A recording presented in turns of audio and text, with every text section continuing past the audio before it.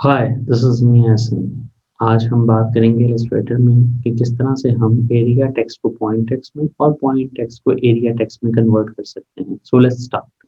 Type tool select किया है मैंने टूल बार से। Click and drag to identify a area, control V to paste the text. अब ये एक एरिया टेक्स्ट है। अगर मैं विड्थ इंक्रीज करूंगा तो ये विड्थ के लिए एडजस्ट होगा। अगर मैं विड्थ कम करूंगा तो ये हाइट के अगेंस्ट जो है एडजस्ट होना शुरू हो जाएगा। Type menu, convert to point type.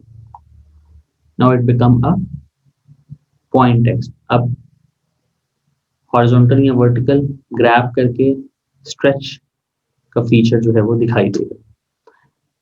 Control Z to undo. इसी तरह अगेन मुझे एरिया रिक्वायर्ड है। Type menu, convert to area type. अब ये एरिया टेक्स्ट बन गया है। Thank you.